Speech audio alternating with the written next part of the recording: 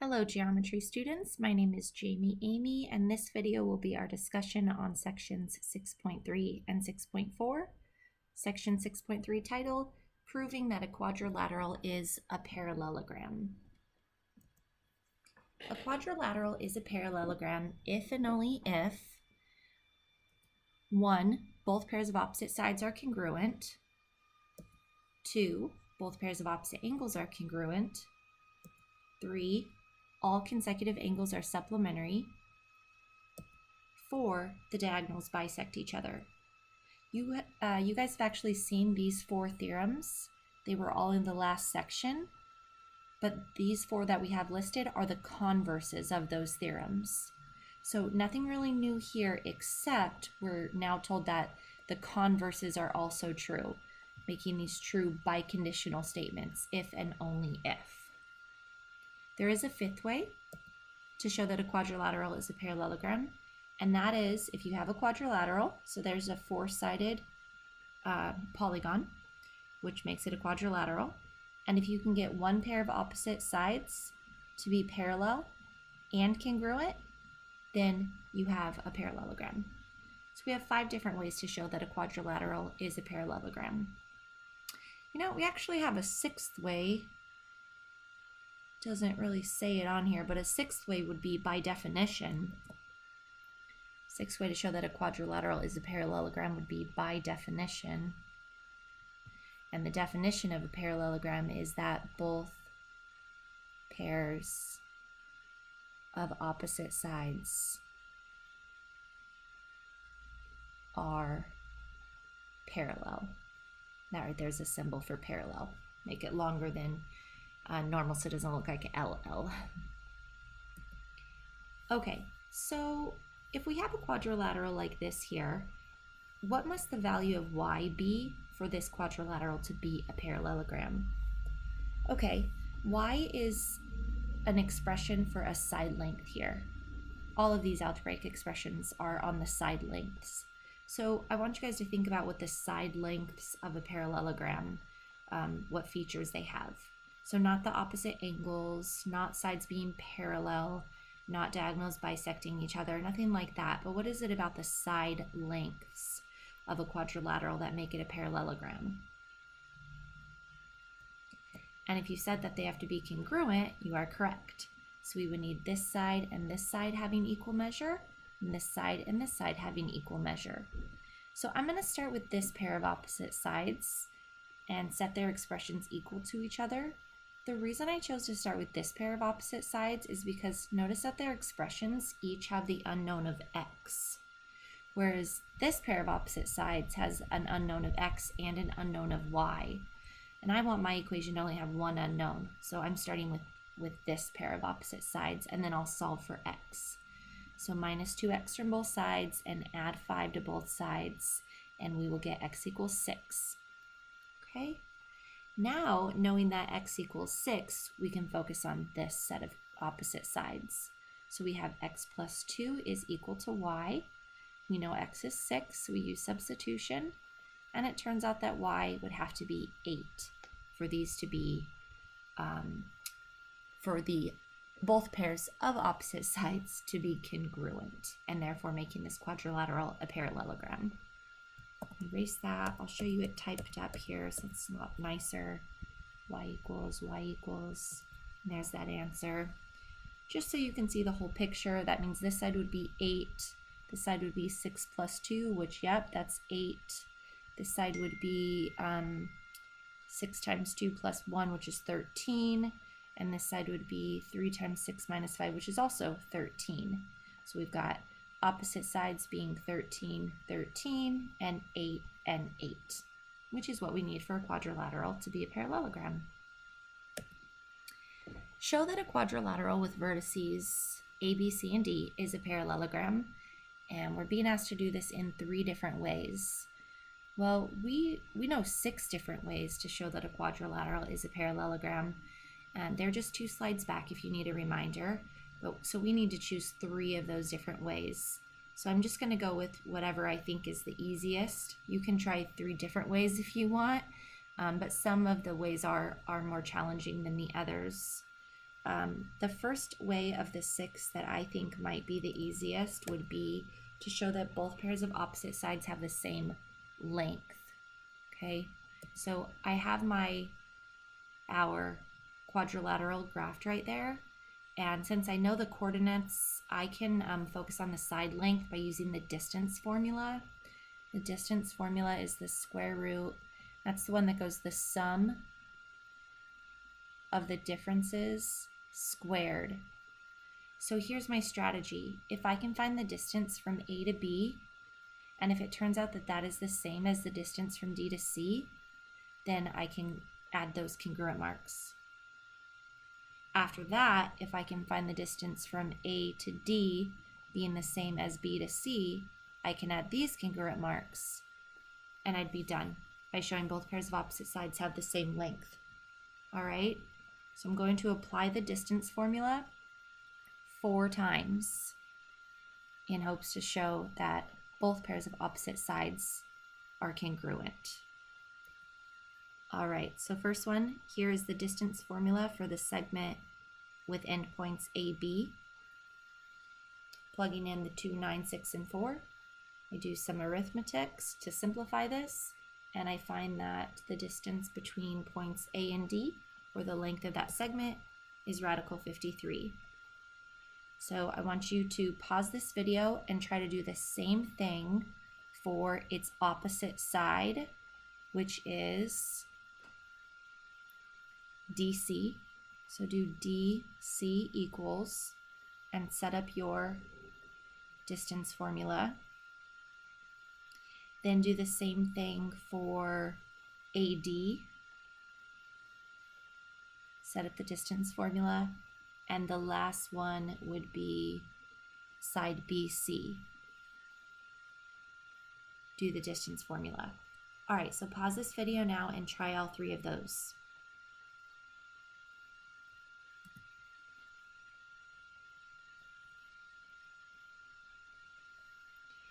Welcome back, and let's see how you did. If you got the distance from D to C being radical 53, you got it right. Nice job. If you got the distance from B to C being radical 26, you got it right. Nice job. And last one, segment AD has measure radical 26 also. Nice work. If you made a small mistake, just go back and try to find out where it is.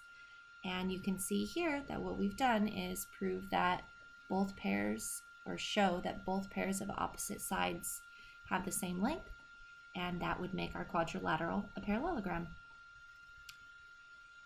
All right, so that's one way. We need another way now. So exact same problem.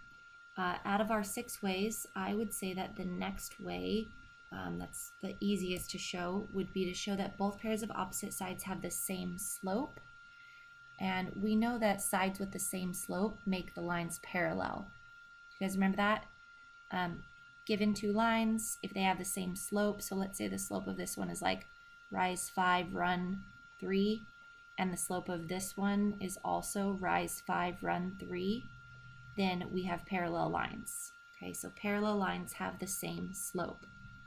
All right, so let's find the slope from AB and the slope of DC. If they're the same, we know that they're parallel. Then we'll do the same thing for AD and BC.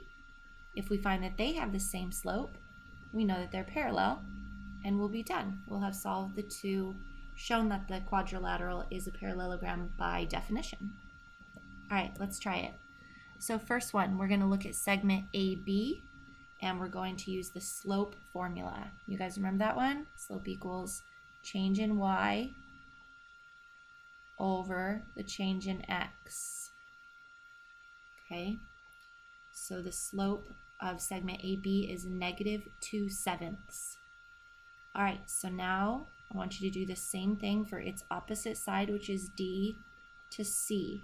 Okay, so you're going to go DC equals, set up a blank template for your slope formula, plug in the coordinates and simplify, and then you're going to do the same thing for AD. as well as BC. All right, pause this video now and give it a try.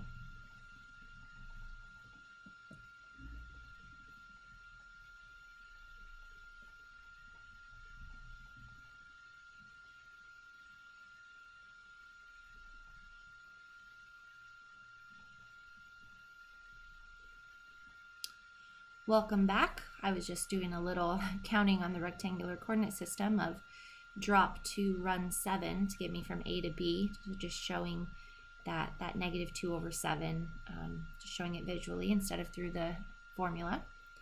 All right, if you got the slope for DC also being -2/7, great job, you got that right. If you got the slope for AD being -5, you got it right. And last one, if you got the slope of BC, also -5, you got that one right as well. So our slopes are -2/7, -2/7, -5, and -5, which means we have shown that both pairs of opposite sides have the same slope and therefore are parallel, and we've proved the quadrilateral is a parallelogram by definition.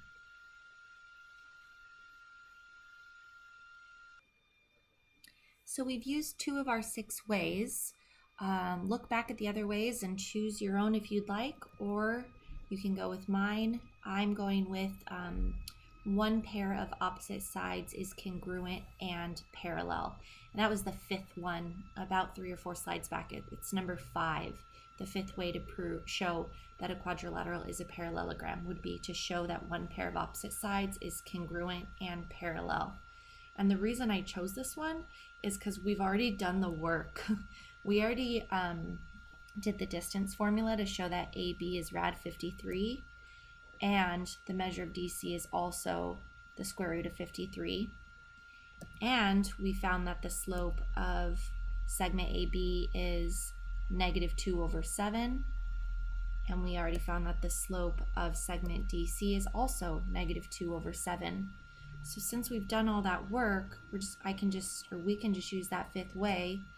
The first 2 right here allow us to add these congruent tick marks, and the second 2 right here allow us to add these parallel marks, and we're done. We've shown that the quadrilateral is a parallelogram because one pair of opposite sides is congruent and parallel. All right, section 6.4 title, rhombuses, rectangles, and squares. Those are all 4-sided figures, if you're curious, just like quadrilaterals there. So a lot of 4-sided figure work going on. Parallelograms are also 4-sided figures. Trapezoids and kites are 4-sided. So it's just like a lot of polygon work, but more specifically quadrilaterals. Parallelograms, rhombuses, rectangles, squares, trapezoids, kites, all polygons with 4 sides. So let's look at a Venn diagram of those quadrilaterals. So the largest shaded in area, the orange, represents all quadrilaterals. That's any polygon you have with 4 sides, okay? Now we're going to get more specific. We're going to look at just this gray oval. Anything that fits inside that gray oval would be considered a parallelogram. And the way that a figure makes it into this gray oval is it has to have 2 pairs of parallel lines. So both pairs of opposite sides have to be parallel. That's the definition of parallelogram. So it could be tall and skinny like this, as long as both pairs of opposite sides are parallel, right? Could be more, well, I won't draw any more examples. It's getting cluttery and bad already, but I'll put the arrows on this one. If we have both pairs of opposite sides being parallel, then that is the requirement to make it into the great oval, which is the population of parallelograms. All right, next, and more specifically, to make it into this green oval, let's start with the dark green oval. It not only has to be a parallelogram, but it has to have all right angles. So it gets this marking because it made it into the gray oval, but in addition, it gets these markings, 4 right angles, which make it into the category of rectangles. All right, now for a parallelogram to make it into this yellow oval, oh, I should be cutting out this. There we go. Still looks like it's included, but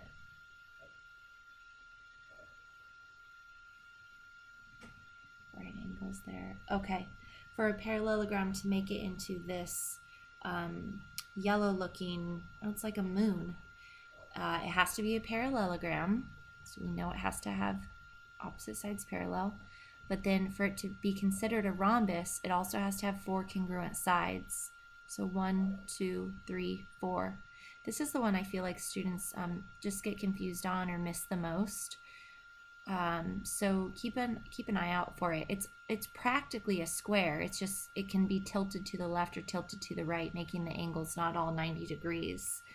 But oftentimes it's like, oh, 4 congruent sides, got to be a square. But remember, it could also be a rhombus, just tilted to the side a little. Now the most specific one is the square. So for a quadrilateral, to make it all the way into the population of squares, it would have to be a parallelogram, a rectangle, and a square. All of those conditions would have to be met. So let me see if I can just add all of these markings. Are going to make it really cluttered, but I'll do my best. For it to be a square, it has to have 4 sides. Opposite sides have to be parallel, check. All 4 angles have to be right angles, check. All 4 sides have to be congruent. Maybe instead of the tick mark, I'll say like this has to be 3 units. Oh my goodness, this is getting awful. This would have to be congruent to that side and congruent to that side. All right angles, and then the opposite sides are parallel. So a ton of markings because there is a lot of congruent parts about a square. Okay, so to identify special parallelograms. So what we're going to do in this example is identify each parallelogram as a rhombus, a rectangle, or a square, and you want to go with the most specific one, the most precise. So most precise, let me just backtrack to, this is the most general, calling it a quadrilateral. A parallelogram becomes more specific, more precise. Rhombus and rectangle would be more precise, and square would be the most precise, okay? So just heads up for that. The precision goes from the most general and shrinks down to the square there. Okay, A. So take a look at A, and based on the markings, so you can't assume anything except for what is marked there. You have 190 degree angle, and really that's about it. So what do you think about A? What would you classify that as? And the answer would be a a rectangle. Take a look at B. Let me add, since we have these two are 90 degrees, since that angle is 90 degrees, we know that these are also 90 degrees. All right, B. They've marked off the 190 degree angle, but that means we know we have 4. We also have one side being given as congruent. So what would you call that figure? If you said square, nice job. You got the most precise answer. If you said rectangle, you're not wrong, but it's not the most precise. So, well, I guess it is wrong because the most precise is square. And C, we have a quadrilateral there with 4 congruent sides. Almost a square, but not quite, because a square would have to have 90 degree angles, and we know that one angle is 130. So that one is a rhombus. This figure shown is a rhombus, so they want us to find the value of x and the measure of each side. So when you guys read this word, like when they tell you something so powerful as the name of that quadrilateral, you want to make sure to bring all the information with it. For example, by them telling us it's a rhombus, we can add this, this, this, and this. And that knowledge tells us that this expression would have to be equal to this expression. So we have AD, the measure of segment AD is equivalent to the measure of segment DC. Then we substitute the two algebraic expressions for AD and DC, manipulate the equation until we isolate x, and we get x equals 6. Now we'll plug the 6 in here and here, but we should get the same thing, right? So 5 times 6 less 7 is 23 millimeters. And then the other one should be 23 millimeters too, because it's a rhombus. If one side is 23 millimeters, then all three sides would be 23 millimeters. I'm sorry, all four sides. Okay, but you could just check your work, make sure you didn't make a mistake. 3 times 6 plus 5, 18, 19, 20. Yep, it is in fact 23. So just a quick check, worth the time in case it would be a way to catch a small mistake. Rhombuses and rectangles have some of their own theorems.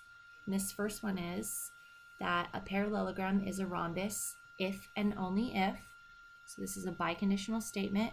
So it can be read one way and its converse, and it'll be true both ways. A parallelogram is a rhombus if and only if its diagonals are perpendicular. Okay, that's a neat one. Haven't seen this before. Looking at the diagonals of a quadrilateral or a parallelogram here, if they meet at a 90-degree angle or perpendicular lines, like that, perpendicular diagonals, then that is specifically a rhombus. So our parallelogram there would be called a rhombus. A parallelogram is a rhombus if and only if each diagonal bisects a pair of opposite angles. All right, so still working with the rhombus and still focusing on the diagonals. So we're not talking about the 90 degrees in between, although we do know that's the case. But this theorem is saying if angle 1 and angle 2 have the same measure as 5 and 6, so all four of those, 1, 2, 5, and 6 would have equal measure, and then 3, 4, 7, and 8 would all have equal measure. If that's true, then our parallelogram is a rhombus. And last one, our parallelogram is a rectangle this time, if and only if all three of these are biconditional. Diagonal AC is congruent to diagonal BD, all right? That would make it a rectangle if those diagonals are congruent. Careful, these are very similar, but for it to be a rhombus, the diagonals are perpendicular. For it to be a rectangle, the diagonals are congruent. So just be careful. Guess if you look at a rhombus that's a bit more tilted, like that, so you have all four sides congruent, that's your parallelogram, but it might make it more obvious that these diagonals, they are not going to be congruent. That's not, well, if it were a square, they'd be congruent. But what makes it a rhombus is checking that they are perpendicular to each other. Finding diagonal lengths. In rectangle, RS, BF, SF can be represented by the expression 2x plus 15. It's kind of hard to write when they on the figure when you're talking diagonals because they cross. And R to B can be represented by the expression 5x minus 12. Okay, what is the length of each diagonal? Now, the key comes in with this word right here by them saying in this rectangle. Had they not said that, we couldn't do what we're about to do. But since they told us it's a rectangle, we know that the diagonals are congruent. So we know that the measure of SF has to be equal to the measure of RB. Substitute those algebraic expressions, solve for x, and we get x equals 9. All right, if we plug x into each of these expressions, we should end up with the same value because these diagonals have to be the same length. So let's plug it in. 5 times 9 minus 12 gives us 33. Whoops. And the other diagonal, let me erase all my scratch work.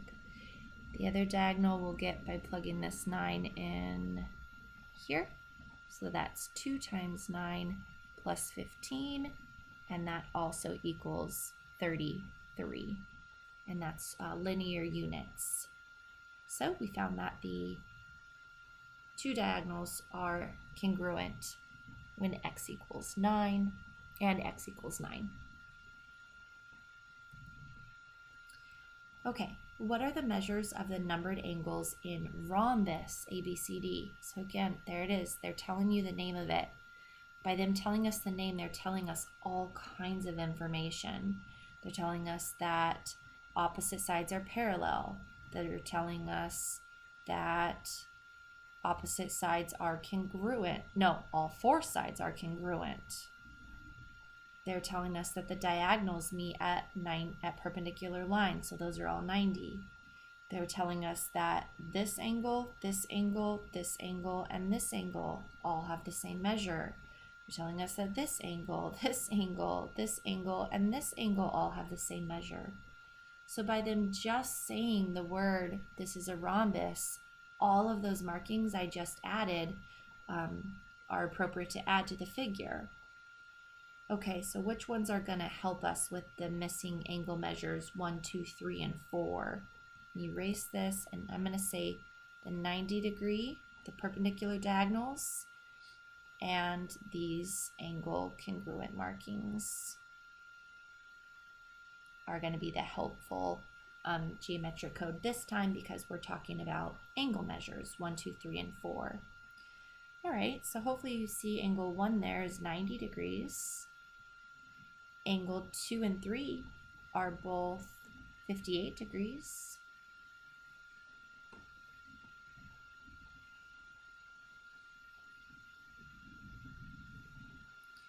Angle 4, that's a little bit more work we've got to do here, but we know that the sum of the angles of a triangle have to add to 180. So if you're able to just focus on this triangle here, let me delete the other stuff. So this is 90 degrees. This right here is 58 degrees. So what would angle 4 have to be to get us to 180? So you can do 180 minus 90 minus 58. So this angle 4 would have to be 32 degrees. So we have angle 4 is 32 degrees. Angle 4, oh, there it is, 32 degrees. Angle 2 is 58. Angle 1 is 90. And 3 is also listed as 58 in the second statement there. So here are our answers.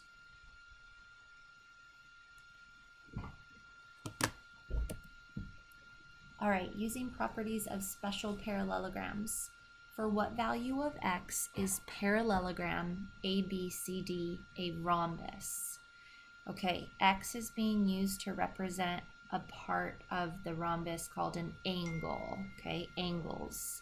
So we need to focus on the angle stuff again.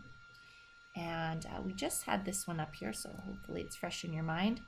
The diagonals of a rhombus bisect the opposite angles.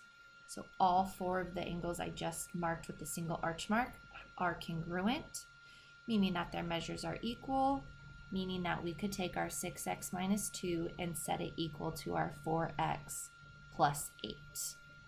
And then solve for x, and we will have answered their question. Let's write this up a little bit nicer.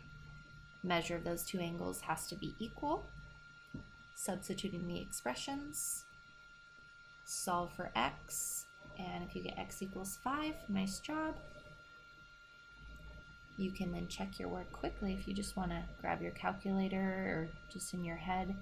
Do 6 times 5 minus 2. That's a 28-degree angle right there. And then this one should be the same. 4 times 5, yep, that's 20 plus 8, 28 degrees right here as well.